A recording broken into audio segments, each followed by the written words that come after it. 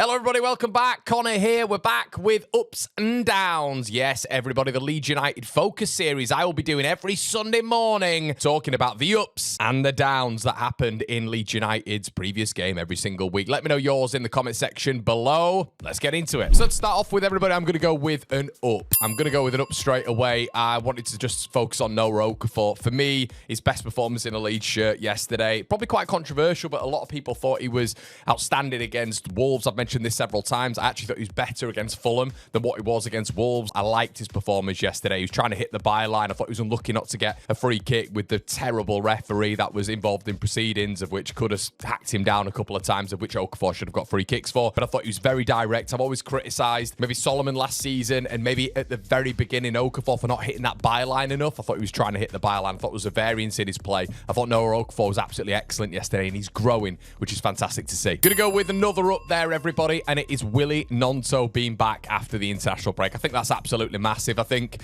the combination play between Jadon Bogle and Willy Gnonto will unequivocally be better in tight spaces. I think they're both press resistant. I think they both will feed off each other in attacking phases. I think Gnonto takes care of the ball much more than Aronson in the final third, and ultimately I think he's stronger. It's crazy, isn't it? Gnonto's about 5'5", but I think physically, athletically, when you're looking at the Premier League, I think he's got all the attributes to fit into what Leeds United have right now. And I think there's just times of which Aronson maybe doesn't get his head up and see that overlap and doesn't connect with Jadon Bogle a lot. I think a lot of the time it's because Aronson, it's his first pitfall. It's to basically hit the deck. And it feels like sometimes he's kind of looking at the referee, and that is what happens. He'll turn in a circle all over, even though I thought Aronson was all right yesterday. But I just think there's not an automatic connection between him and Bogle. I think there's not one there. Whereas I think when you see Gnonto on Bogle's side, like we did a lot of time in pre-season, I really liked what I saw. Really liked what I saw. And I think they take care of the ball a lot more. And I think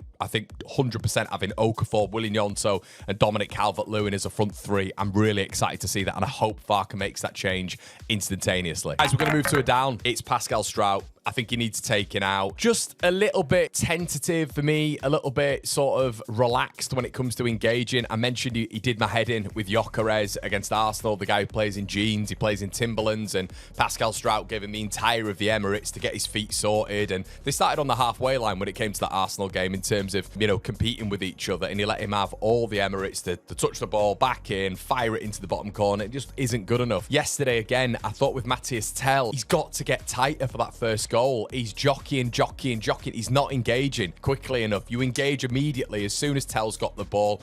I think he nicks that ball off him. The second goal, again, Kudus, he enables them to get the correct angle consistently. He's done it with Gyökeres, he's done it with Kudus, he's done it yesterday with Tell. Pascal Strout enables wingers and strikers really to be able to get those angles correct, to fire it into whatever angle they want, and then engages too late for me, way too late. And I think yesterday sort of sealed that for me of wanting Jacobiel back in there. He's right there, ready and waiting. I think the set pieces that we've conceded in general, I think that might have been a knock to start him, but I'm just getting a little bit sick of Pascal not engaging quickly enough. He comes out for me. Big move for Farke to make. Another up I'm going to make, everybody, is the surprising Sean Longstaff. I think his delivery was exceptional again yesterday from set pieces.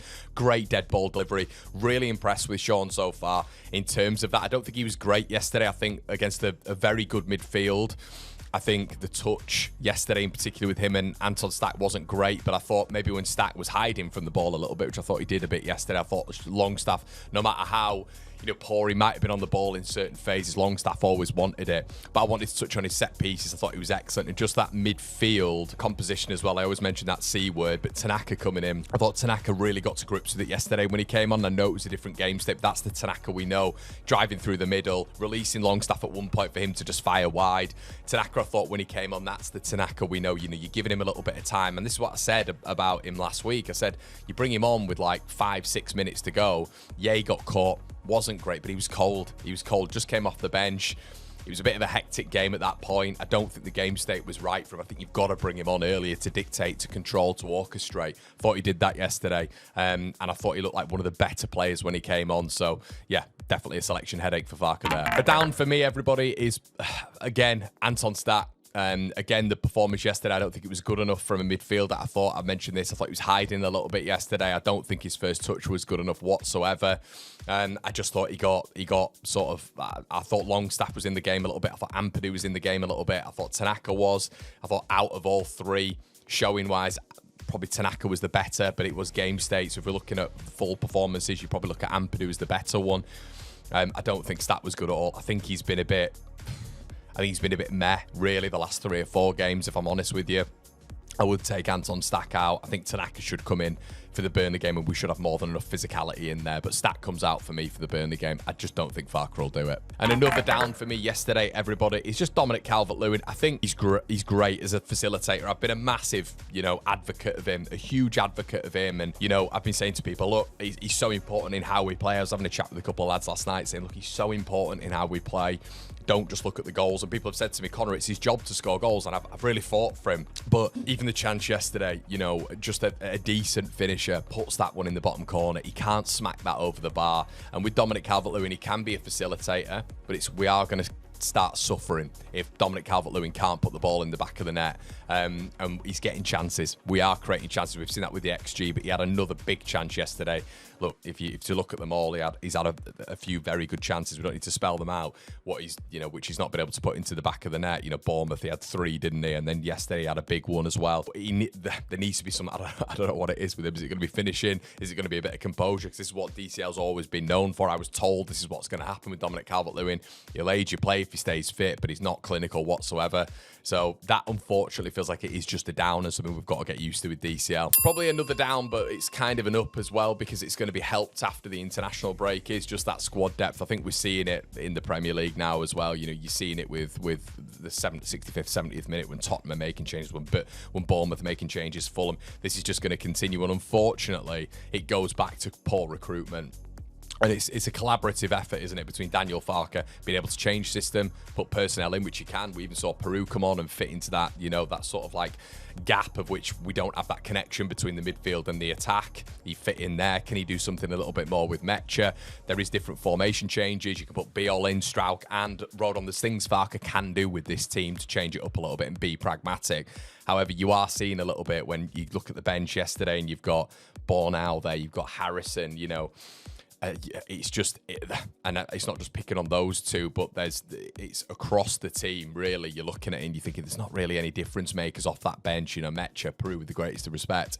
So you are seeing the benches in the Premier League really come to light, I think, in the second halves of football matches. And that's something we've just got to get used to. It's a Blood Thunder Endeavour-based team.